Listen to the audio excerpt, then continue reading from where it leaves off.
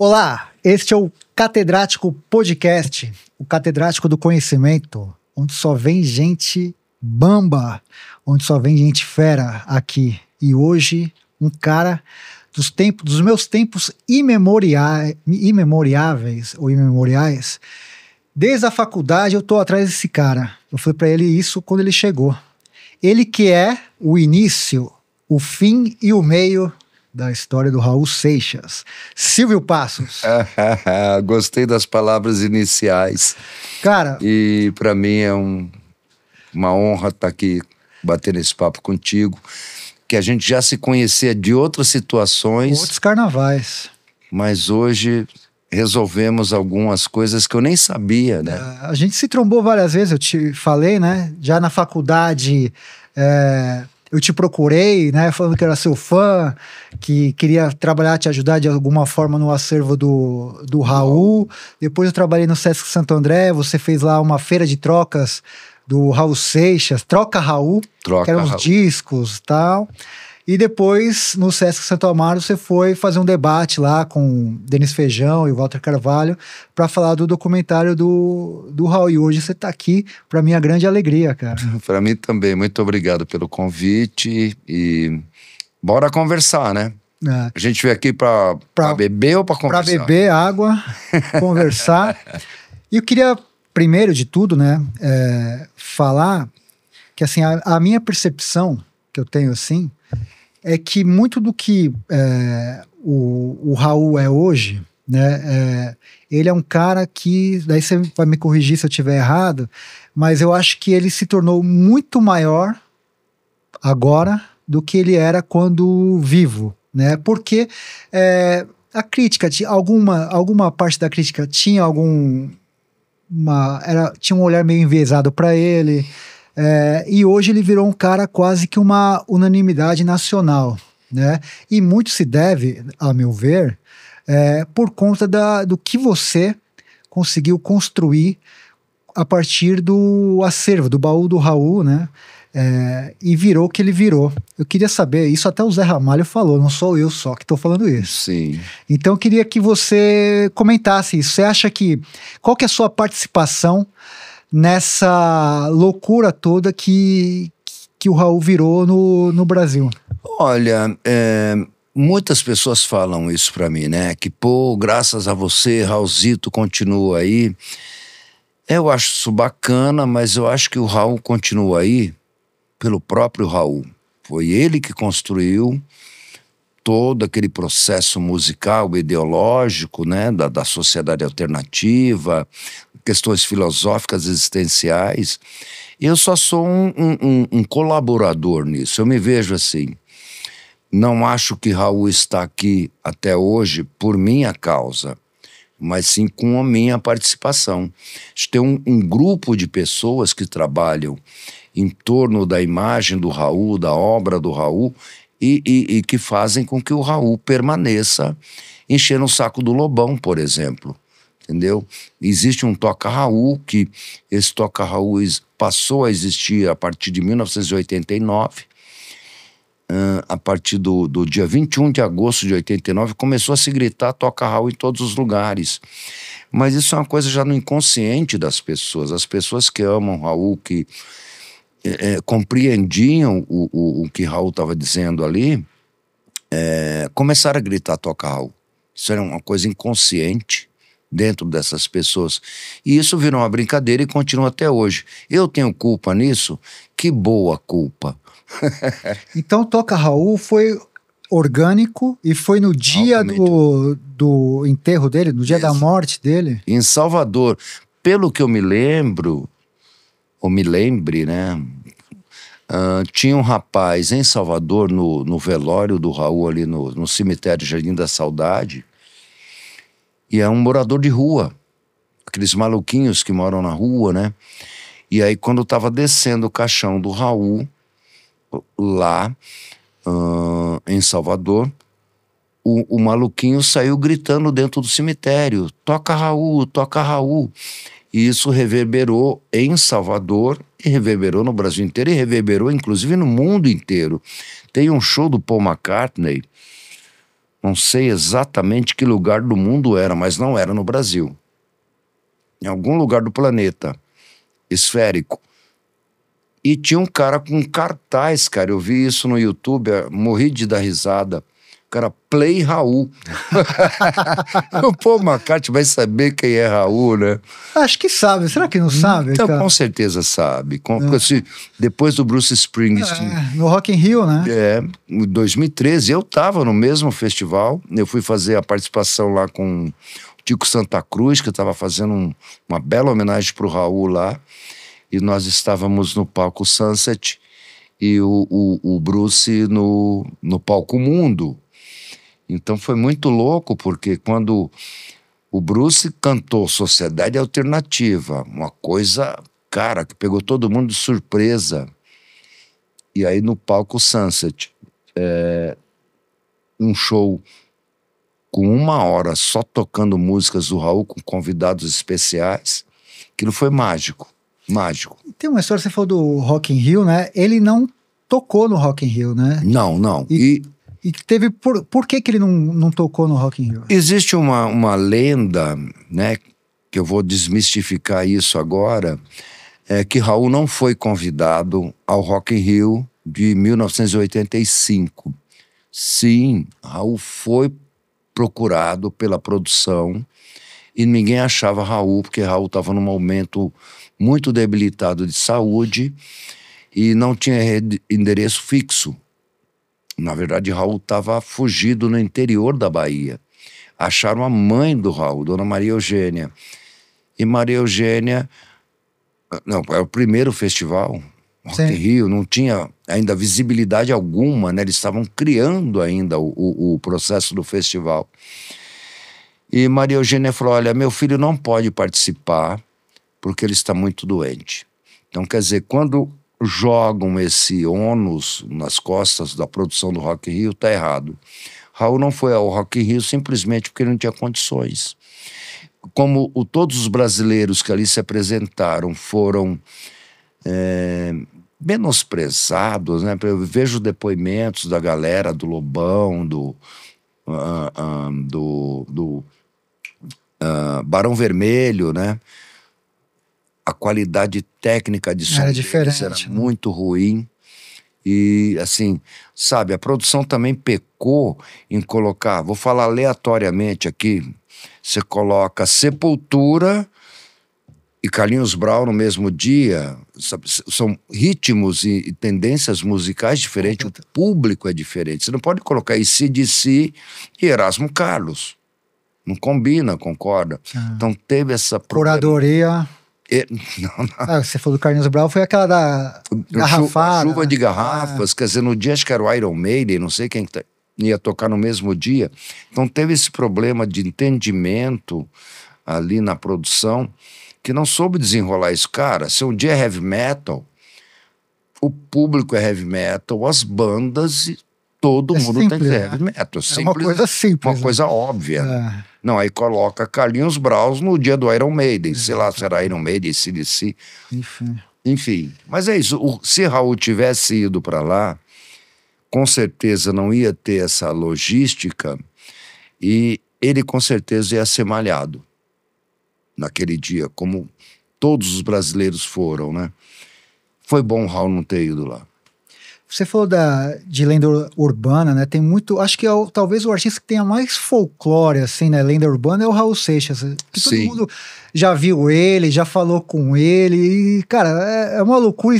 Muitas das vezes é mentira, né? Porque o cara quer falar que conheceu. Bebi com o Raul, eu saí com o Raul, enfim. Qual que é, assim, das que você já ouviu, o maior absurdo, assim, que falaram do Raul Seixas? Rapaz... Assim? Primeiro, o Raul virou um mito, né? Hoje, mito não é uma palavra muito apropriada para se usar, mas por conta de tudo que a gente está vendo que tem acontecido no Brasil nos últimos tempos. Mas, cara, eu já vi histórias absurdas. O Raul tem mais história, ele morreu com 44 anos, todas essas histórias ele deveria ter uns 10 mil anos, entendeu? Mas, assim, a mais absurda que eu ouço... ela é recorrente, Quando falam, fumei um baseado com Raul. Falei, cara, Raul não fumava baseado. Raul era cachaceiro. Eu gostava de tomar um goró. Não, tem uma, inclusive, que volta e meia me perguntam sobre isso. O Renato Russo gravando no Rio de Janeiro, em 84. Eu tava com Raul em 84, eu era meio unha e carne com Raul, assim. E aí falou que tava num hotel, e aí não sei quem da banda desceu, encontrou Raul num corredor, aí foram pro quarto do Raul. Raul tava com um pacote de maconha. Aí já começa o alerta do, opa, isso é mentira. Isso não é verdade. Raul não fumava maconha. Era mais fácil falar, pô, cheguei no quarto do Raul, e ele estava com a garrafa de uísque lá e estava se matando no uísque, né? Isso aconteceu algumas vezes, inclusive em 83 com Erasmo Carlos, em Juiz de Fora. O Raul fez o show, o Erasmo fez o show, e quando o Erasmo saiu do palco, falou, agora vocês vão ficar com o maior roqueiro do Brasil, Raul Seixas. Aí o Raul fez lá 1 hora de apresentação, eu estava ali no, né, meio road assim. Quando voltamos pro hotel, quem nos aguardava no meio do corredor só de cueca e meia branca? Erasmo Carlos com a garrafa de uísque na mão. Então, essas histórias são verdadeiras. Quando envolve Raul com maconha, normalmente... É mentira. É mentira. O Raul não usava maconha, não era maconheiro, não era do reggae. Mas o Raul também tem coisas que ele falava que também não fica meio numa zona assim cinzenta. Aquela história que ele conversou com o John Lennon, isso de fato existiu? O Raul era um marqueteiro honesto. Eu lembro que ele falava para mim assim, Silvícola, existem 2 tipos de mentira. A mentira que prejudica o outro, como essas fake news que rolam hoje, né? E a mentira que não prejudica ninguém, eu só estou contando uma história. Então, uma história dele com John Lennon é uma fake news, mas que não prejudica ninguém. Ele está ali se autopromovendo num bom sentido e conta uma história por trás. O que eu acho interessante é isso, porque existe uma coisa de capa, né? Tá ali a notícia, a manchete, mas e as entrelinhas? Quando o Raul fala do encontro dele com John Lennon, ele fala, não, pô, eu passei 3 dias com John Lennon e não sei o que, aquilo no Brasil em 74 reverberou muito. O Raul Seixas esteve com John Lennon. Mas o mais interessante não é o encontro dele com John Lennon. O mais interessante é a história que ele fala. Que ele fala, pô, eu e Lennon ficamos 3 dias conversando. Eu era um bom contador de história. Ele falou assim, cara, e a gente começou a falar de pessoas emblemáticas do planeta Terra. Falamos de Sócrates, Nietzsche, e não sei quem, e Jesus Cristo, e Calígula, e Nero.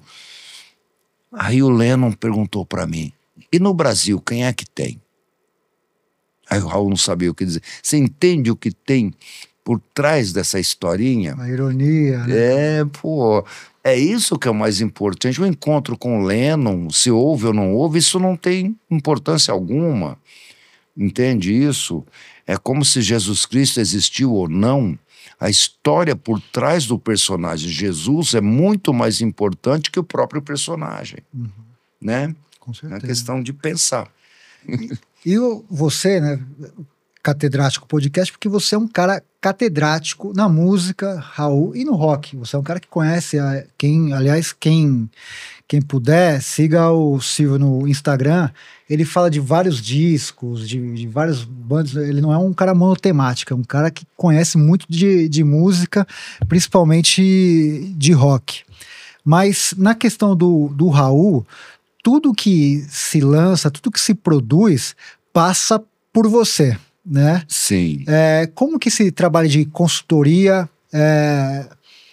de exposição, filmes, livros... E eu falo isso porque eu acho que o último livro que foi lançado, que tem ali uma certa suposição que ele era um cara que era da ditadura militar, tal, tal, tal. Isso reverberou e criou uma celeuma, né? Como que você recebeu essa notícia, né, disso, e como que você presta essa consultoria para quem quer, porque agora toda hora tem coisas do Raul Seixas, né? Você não para de trabalhar. Como que esse trabalho de ser um consultor, de ser um redator, roteirista, dessas produções todas culturais envolvendo o nome do Raul? Olha, primeiro, quer dizer, isso aconteceu muito naturalmente. Eu não me programei a minha vida para cuidar da história e da vida do Raul. Raul era meu amigo, eu era fã dele, nos tornamos amigos, mas dada a minha dedicação, essa preocupação de preservar a memória, o povo brasileiro, sempre se falou isso no Brasil, né? O povo brasileiro não tem memória, só lembra depois que o cara morre. Não, eu comecei a trabalhar com Raul e me preocupar com a preservação, pelo menos da história desse brasileiro, muito antes dele morrer, entendeu? Foram 10 anos de convivência com Raul e sempre muito preocupado com isso, com a questão de, cara, esse cara tem uma história maravilhosa dentro do cenário musical brasileiro, não só do rock, mas da música como um todo, a música brasileira, né? E isso foi meio que acontecendo naturalmente. Quando eu vi, já tinha se passado 20 anos da minha vida.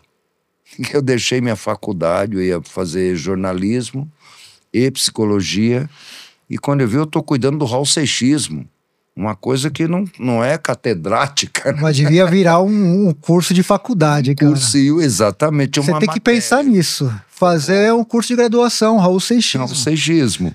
Bom, enfim, foi tudo muito espontâneo, muito natural, muito orgânico.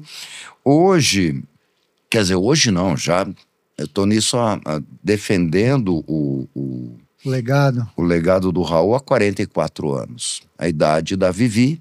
Quando eu conheci Raul, Vivi estava nascendo. E foi tão espontâneo, tão natural e tão verdadeiro, que dizer, hoje tudo que você vai fazer de Raul Seixas passa por mim. E não é porque eu sou bambambam, porque, velho, quem conhece essa história é o cara.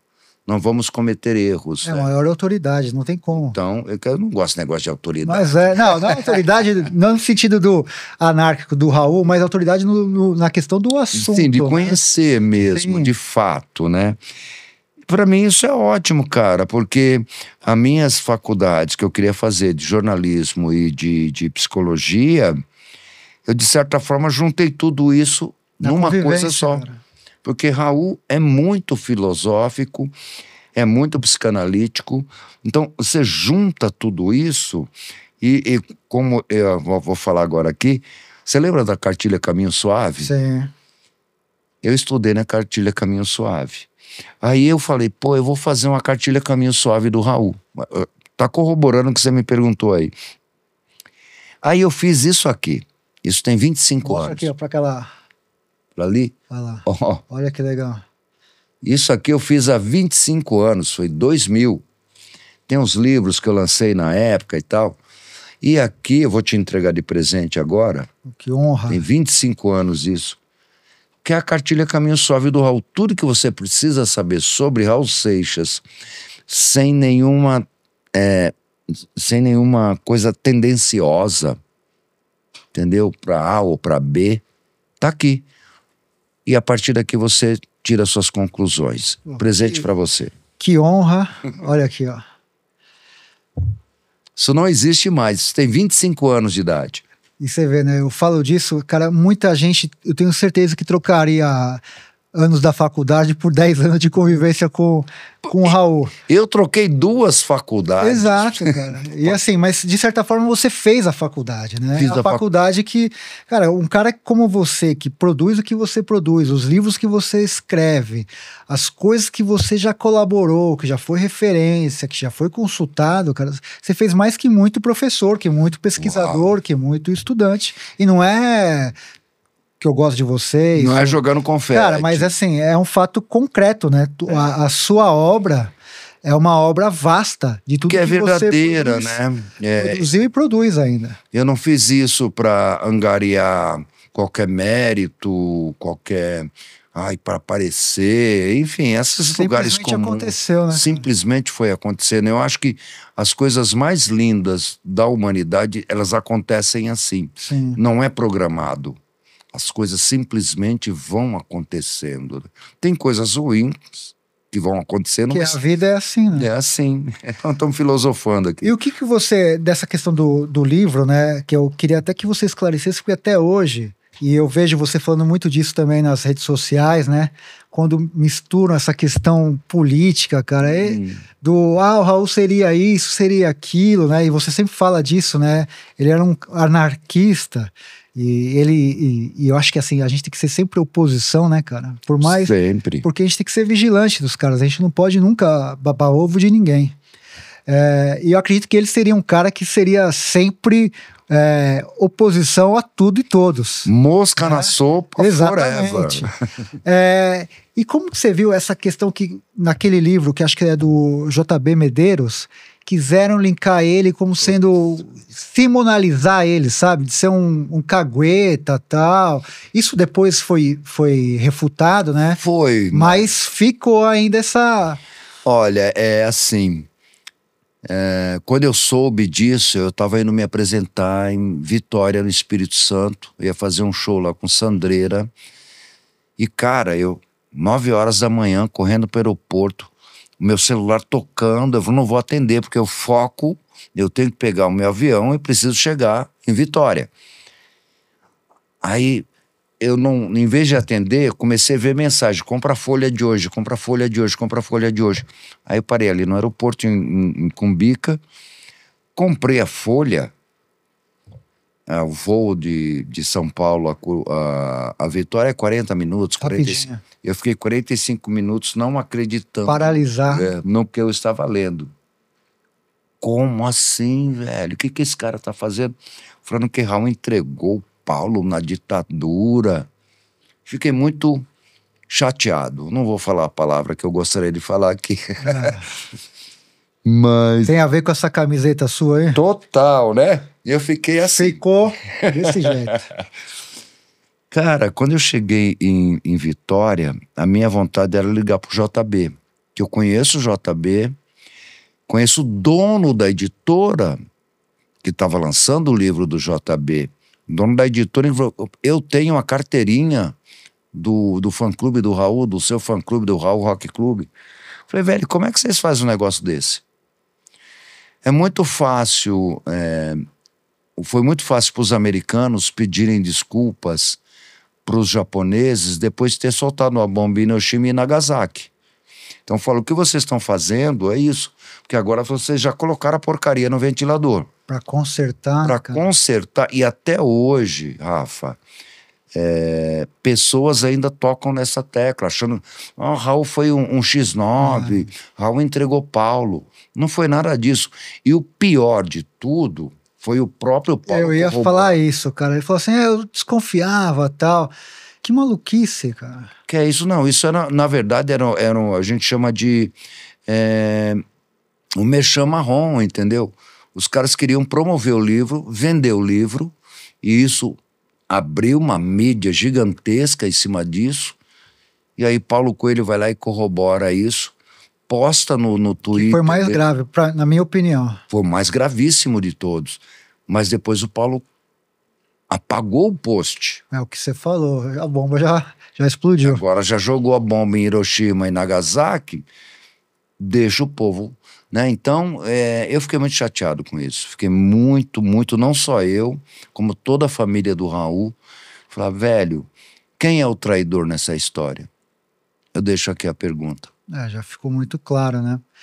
E uma coisa, né? Você falou do Paulo Coelho. Uma coisa assim que eu observo, né, também dessa questão, é que tem de certa forma, uma divisão também nessa relação do gosto pelo Paulo Coelho ou não. Muita gente não gosta dele. Sim. Que é fã do Raul. Eu tenho o maior respeito por ele, entendeu? Mas tem muita gente que fala, não, se não fosse o Paulo Coelho, o Raul não chegava... Tem muito disso. Bobagem pura isso. Eu queria primeiro que você falasse assim, qual que é a importância do Paulo na obra do Raul, na vida do Raul, e se é equivocado da minha parte, uma certa, assim, que eu vejo que você não é muito chegada no Paulo, assim, você tem algumas restrições em relação ao Paulo. Eu faço isso pela leitura corporal, quando às vezes você fala do Paulo, eu falo, puta, eu acho que o Silvio tem alguma coisa com o Paulo. Olha, primeiro que eu tenho uma coisa minha, pessoal, eu não gosto de falar mal das pessoas, entendeu? Nunca achei isso simpático, ético e tal. Acho que quem perde muito tempo falando mal dos outros está esquecendo de olhar para si mesmo, de ver que também comete erros, né?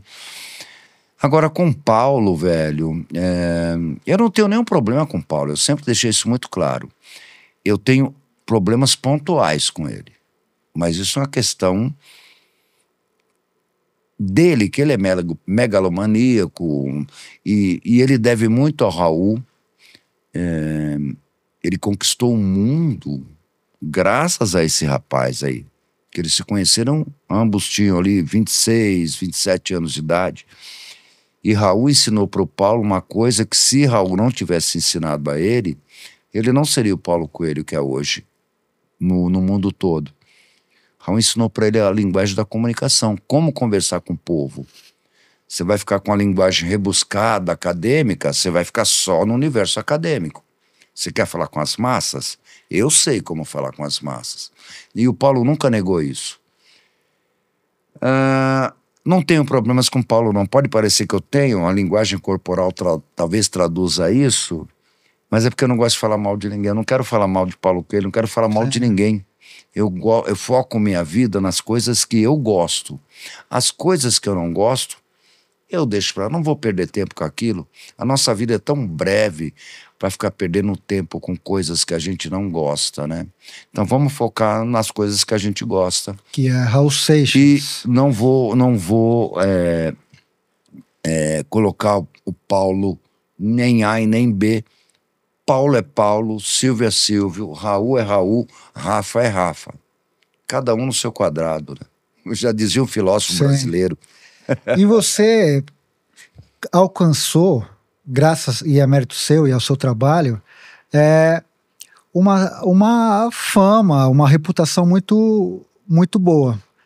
E com o advento das redes sociais, cara, isso, quem faz as coisas se expõe, né? Sim. O músico, o cara fala bem do disco, fala mal, tudo isso. Como que é lidar? Porque você virou de certa forma, né, você é músico, tem a sua... Depois você vai falar minha banda. Da sua banda, tudo. Como que é lidar, cara, com esses fãs que não enxergam a importância do seu trabalho, né? Todo mundo que faz tem hater, até o Papa tem hater. Se ele postar uma foto, vai ter alguém lá xingando o Papa.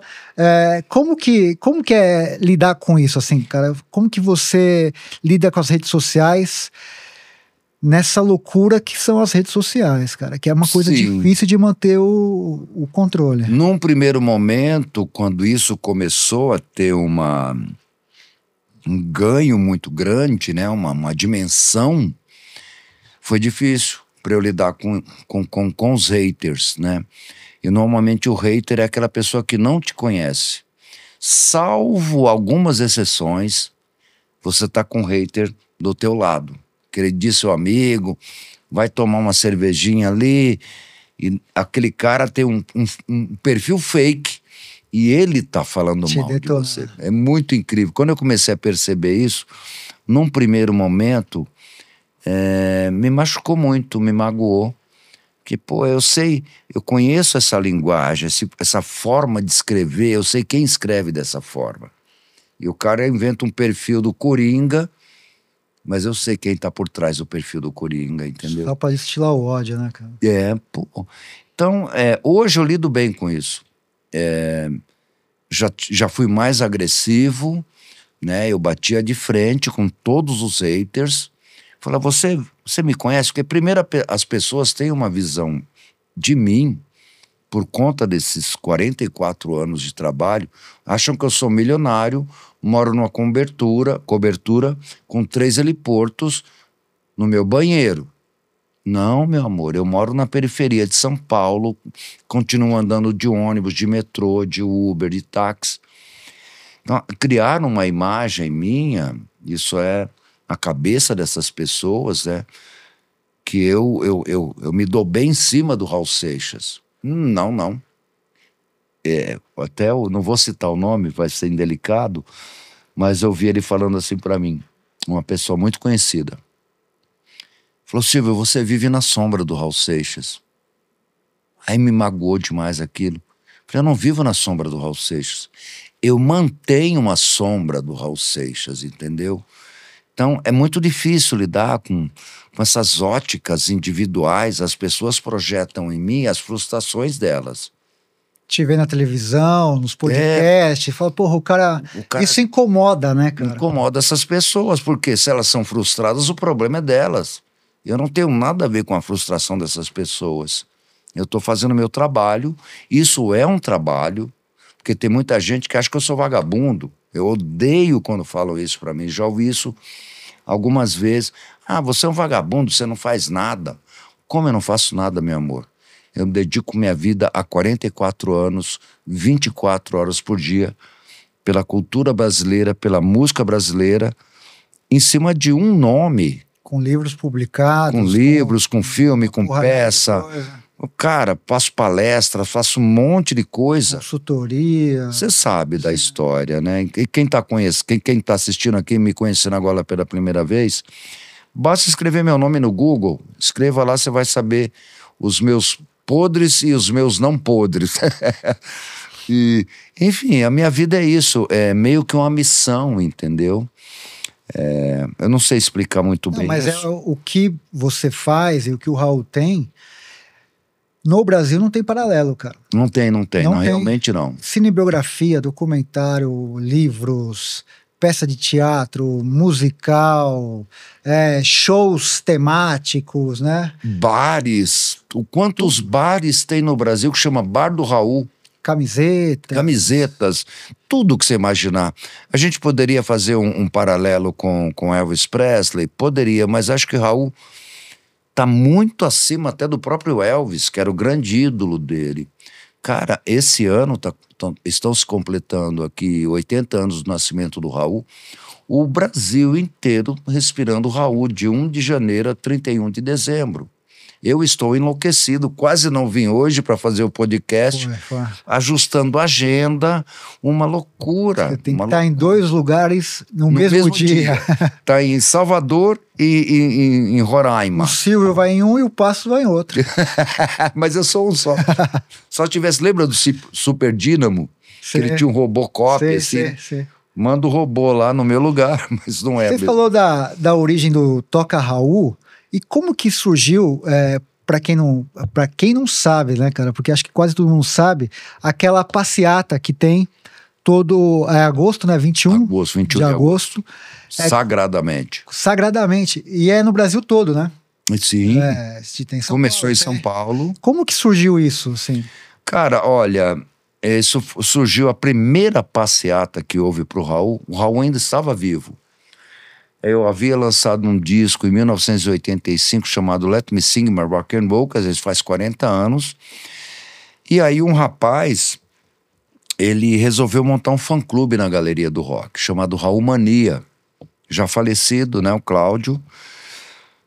E aí ele, para promover a loja, que era uma loja, né, na Galeria do Rock, que era o fã-clube, ele falou, pô, vamos fazer uma passeata. E o Raul estava passando, de certa forma, por algumas dificuldades naquele momento, né? Dificuldades com alcoolismo, enfim, com a mídia. Não quero entrar muito nesse detalhe. E aí o Cláudio, ele resolveu fazer uma manifestação no centro de São Paulo. Tem a Galeria do Rock, que é ali na 24 de maio. Ele juntou uma galera na frente do Teatro Municipal, em direção à Praça da Sé, e lá ficava rodinhas de violão tocando Raul. Foi assim que nasceu a passeata. Isso antes do Raul morrer. Isso em 1986, eu acho que foi a primeira passeata, foi em 1986. 3 anos depois, Raul morre. Aí essa passeata inflamou, Ganha força. virou uma loucura que não para até hoje. E outras cidades no Brasil. Rio de Janeiro tem 2 passeatas, para você ter ideia. São Paulo só tem uma. O Rio tem 2. Tem a caminhada Raul Seixista, que acho que é no dia do nascimento do Raul, 28 de junho, e no 21 de agosto tem a passeata carioca. E ainda tem mais, o Carnaval Carioca tem o Bloco Toca Raul. Então, quer dizer, o Rio de Janeiro comemora 3 eventos, 3 efemérides para o Raulzito. São Paulo só tem uma. E o resto do Brasil, todo mundo faz passeata e faz manifestação e faz bares. Uma maluquice. Eu não sei como eu dou conta disso. Falando em dar conta, uma das coisas que a gente tem observado nos últimos tempos aí são artistas querendo pegar fama justamente nessa fama do Raul. Muitas vezes para falar mal dele, para gerar polêmica, engajamento, visibilidade, né? Acho que o que talvez foi mais grosseiro com ele foi o Ed Mota. Com certeza. Que falou o que falou. E recentemente o Lobão, que muita gente entendeu o que ele quis dizer. Talvez ele tenha usado palavras não foram apropriadas, porque realmente o que ele falou não correspondia corresponde com a verdade. Mas mal colocadas. Talvez ele não queria tenha... se expressado muito do bem. Jeito que ele queria, mas enfim.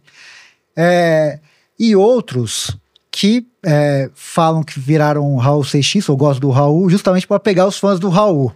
Como que você enxerga essas 2 vertentes? Se você puder falar desses 2 casos, do Ed Mota e do Lobão, né? Do Ed Mota, vou te falar.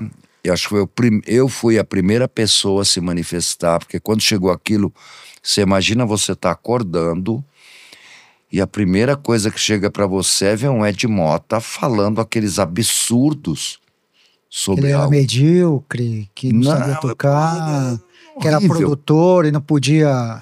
Não, ele como é que ele falou? Ele jogava contra nós, porque nós somos artistas, ele era um produtorzinho de merda, foi isso que ele falou, né? Esculhambou Raul, usou palavras horríveis que não definem Raul Seixas. E a minha reação foi meio que... Talvez eu não devesse ter reagido daquele jeito, mas eu não apago minhas postagens, nenhuma. Mesmo que eu tenha errado, eu mantenho ela lá. E a minha reação primeira foi, né, criar um outro nome para ele. Acho que não vou nem falar isso aqui, que virou uma coisa. O Brasil inteiro começou a reproduzir aquilo que eu falei. Mas aquilo foi uma raiva. Me deu uma raiva tão... É como se estivesse falando do meu pai. Porque ele foi tão agressivo, né, cara? Foi horrível. Tanto ódio. Depois ele culpou a bebida, tudo, mas... Não. Né? Eu bebo.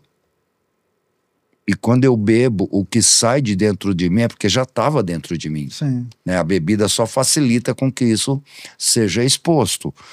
Então o Ed Mota, desculpa, pegou mal demais, acho que foi o pior das agressões a Raul.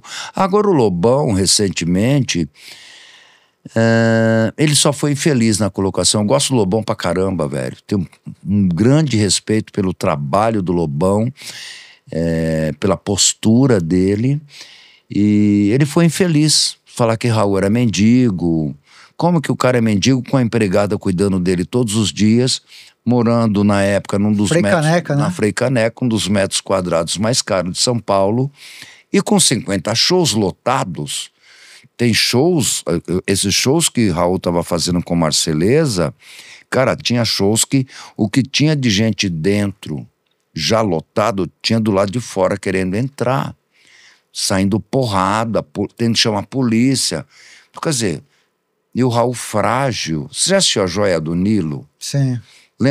Você lembra o que era? O Raul era a Joia do Nilo. Total. Entendeu? E aí o Lobão comete um erro desse... O rock errou mesmo, né? Total. Mas eu tenho o maior respeito pelo Bão, pelo Lobão, pelo Roger, do Traje, saca? Não curto muito a postura do Roger. O Roger falou do Raul também? Não, nunca falou do Raul. Nunca. Porque ele não gosta do Raul. Ele falou pra mim que não gosta de Raul Seixas. Raul pra mim é brega. Gosto, né? Tudo bem, ele foi isso no backstage, acho que no Rio de Janeiro, a gente tava lá, encontrei o Roger lá. Falou, Silvio, não gosto do Raul, não. Pra mim, Raul não é rock, Raul é brega. Ok, baby. Mas você anda gravando o Raul, né? Ele tá gravando? Gravou o Rock das Aranhas, não sei o quê. Enfim, mas tenho o maior respeito pelo Roger, pelo Traje, pelo Lobão, até pelo Ed Mota, apesar das mancadas, né? Não só com o Raul, com vários outros. Ele tá... Eu respeito todos os músicos e artistas brasileiros. Eu acho que cada um tá ali na sua condição, na sua postura para falar o que pensa e tal, mas não pode agredir outro artista. Eu não gosto de música sertaneja, não gosto de funk. Mas você nunca vai me ver falando mal. Sair xingando aí, né? Não, porque são artistas também, nós todos trabalhamos levando alegria, levando cultura, independente se é samba, se é pagode, se é rock, se é sertanejo, se é funk. Todos somos artistas, numa mesma classe. E ter essa sua postura é respeitar não só o artista, mas o público desse artista, né, cara? O público, exatamente.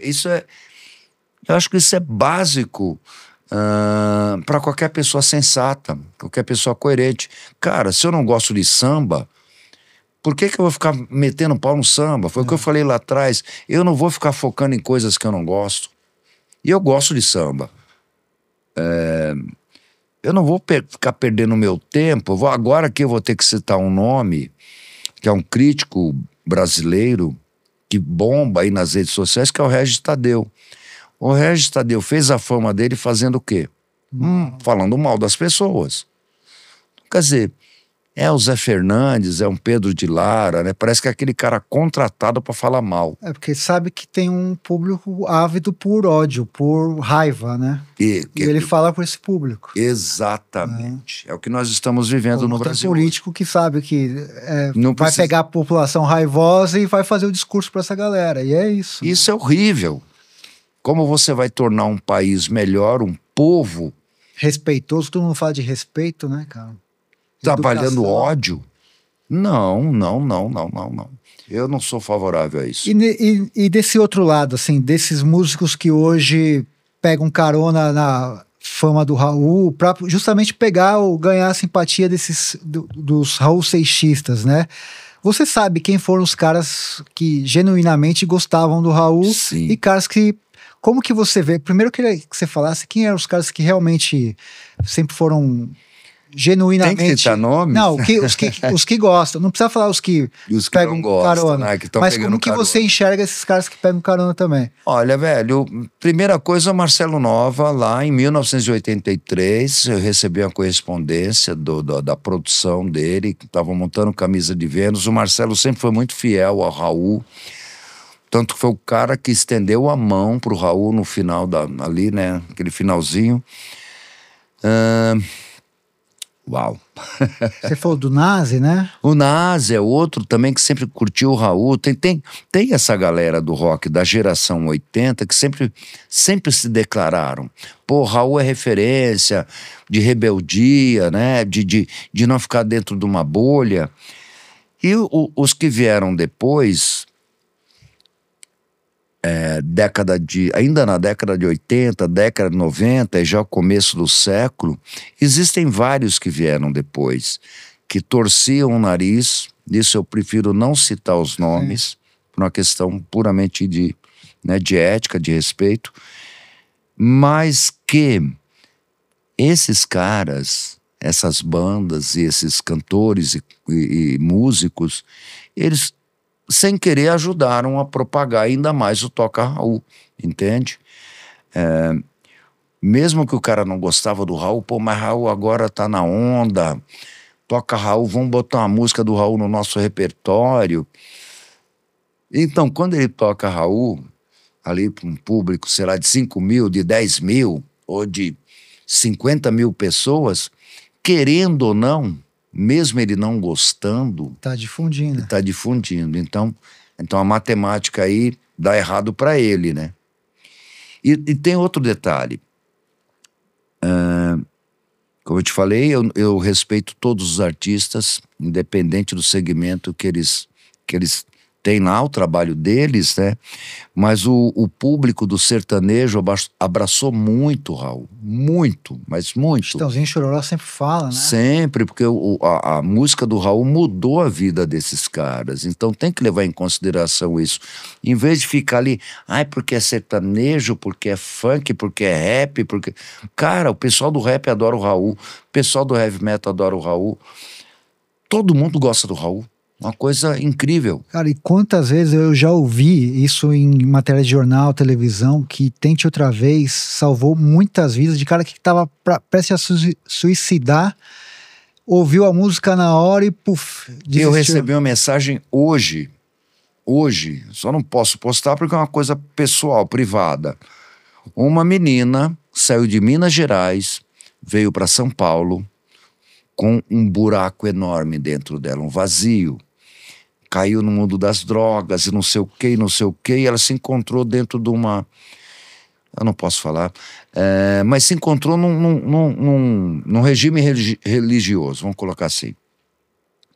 E eu vi o áudio dessa menina, 27 anos de idade. Ela falou, eu estava no fundo do poço. E ela manda o áudio com a música Tente Outra Vez por trás, de background, né?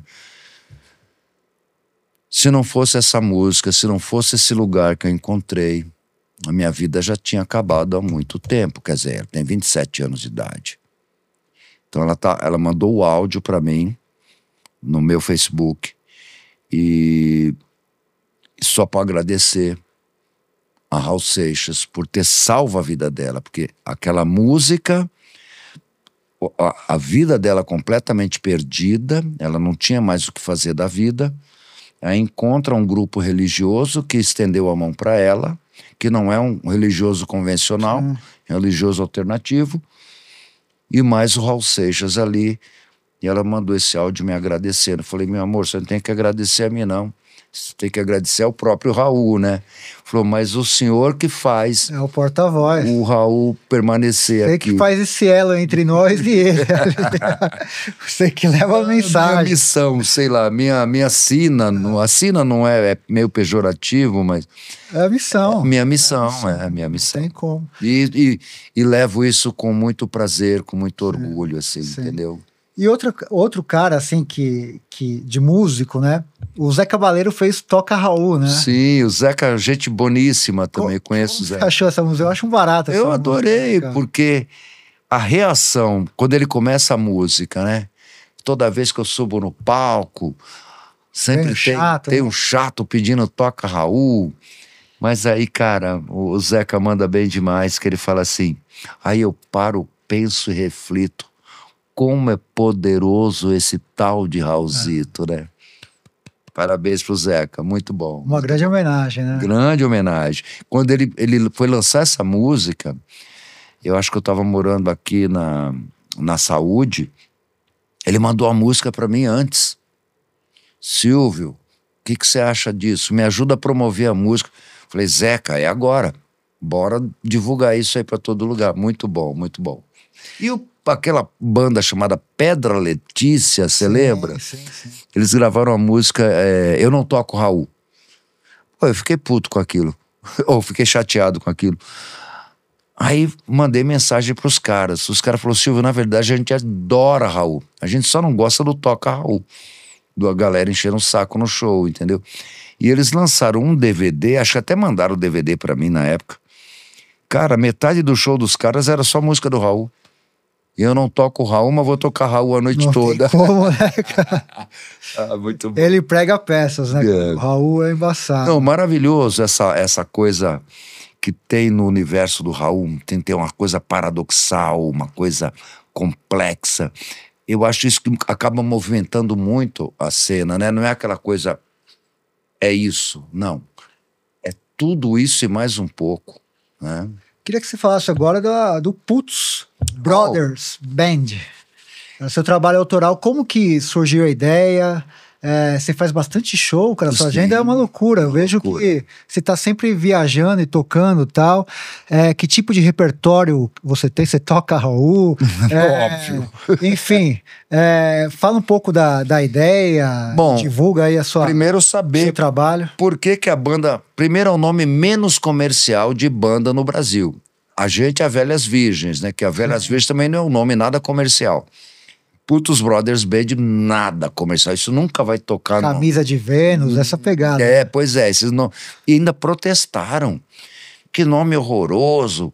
Devia trocar de nome. Eu lembro Camisa de Vênus também, né? Pediram pra tocar, pra trocar, não.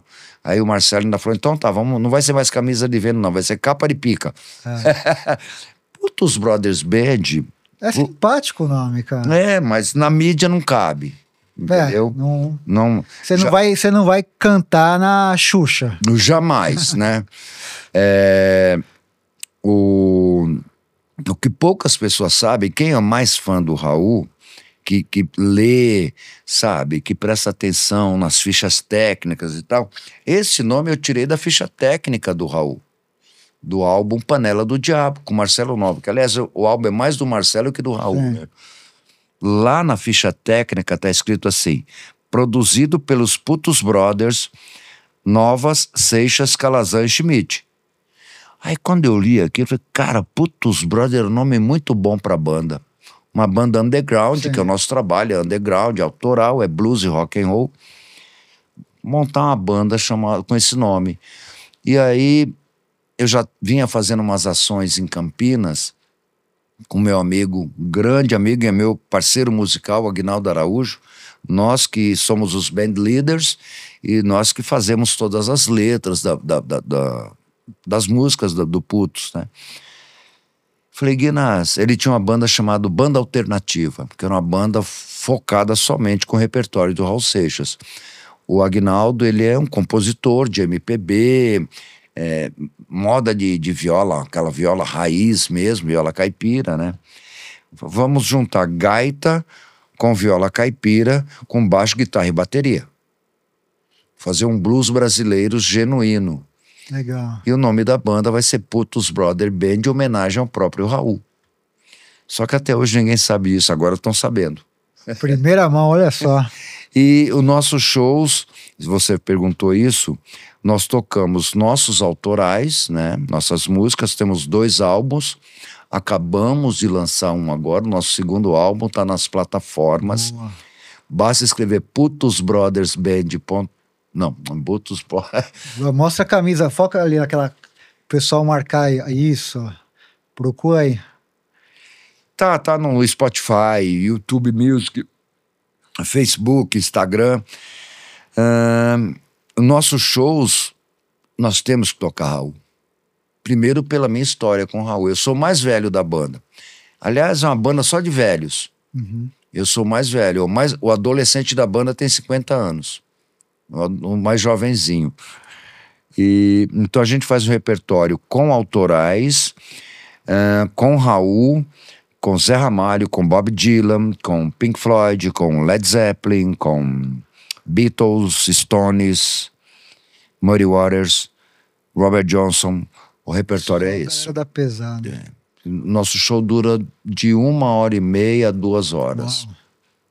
São dois tempos, né? Entra um primeiro tempo, faz um repertório, volta e faz outro repertório. E nós vamos fazer, não sei quando que vai passar esse programa. Vai passar para sempre agora. Depois que for pro ar, todo mundo vai ver. É melhor você colocar onde vê a agenda pro pessoal que vê, sei lá, daqui a 2 anos, saber onde vai estar a agenda de 2027. Pois é Putos Brothers Band. Onde te encontra, né? É que nós vamos fazer o lançamento desse novo álbum na Galeria do Rock agora dia 7 de junho. Até lá o programa já passou? Já. Então beleza. Já. 7 de junho, pessoal. Vamos lá, eu vou, hein? Eu vou. Por favor. Eu vou. Vamos gravar um videoclipe lá na Galeria do Rock. Ali, eles estão inaugurando ali em cima. Ficou legal ali, hein? Ali em cima, né? Então vamos fazer a gravação, fazer um show de lançamento do álbum, desse novo álbum. Igual o Beatles tocando no terraço. Assim. A ideia é essa. Hoje com drones, né? Sim. Tem drones, câmeras, tudo registrando tudo, a galera. E o nome do nosso novo álbum é interessante. Os putos vieram divertir-se. E é isso que a gente tá levando pra galera. Diversão, alegria, alto astral, nada de extremismo. Boa música. Boa música e uma celebração à vida, né? Porque nós ainda estamos aqui. Exato. Oi, desculpa aí, Fernandinha. Cara, a gente tá chegando na reta final aqui da entrevista. De novo, prazer enorme, cara. Você... Quem conhece de música, quem transita ali no centro de São Paulo, Galeria do Rock, quem é da música, cara, quando você ouve falar de...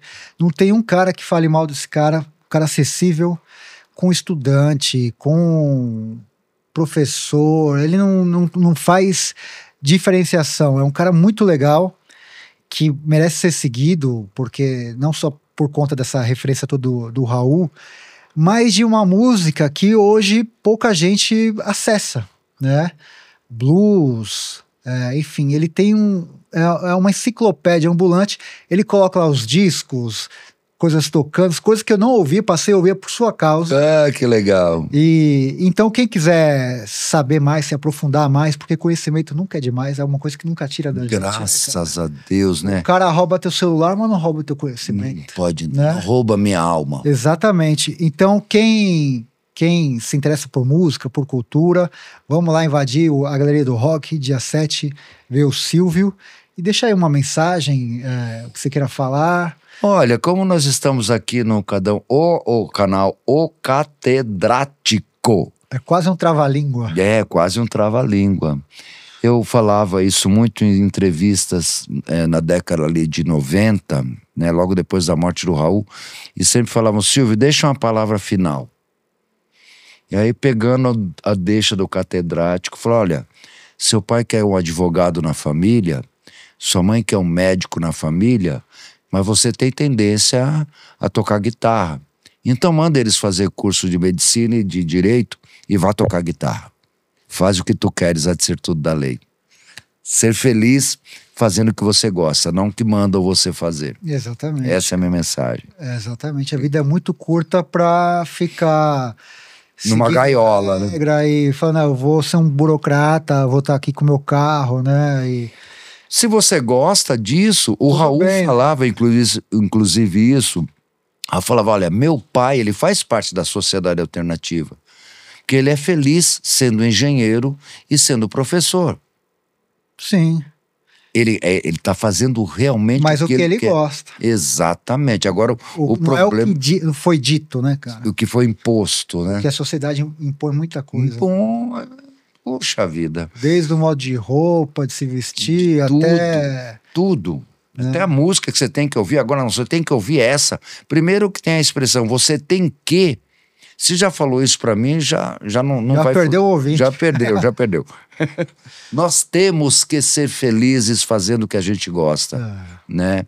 Não sendo manipulado ou obrigado a fazer o que nós não queremos fazer. Eu prego pela liberdade, a liberdade no melhor sentido, né? Freedom. Não é só free, é freedom, que é a liberdade em essência. Seja você mesmo o tempo todo. Não se deixe manipular por ninguém.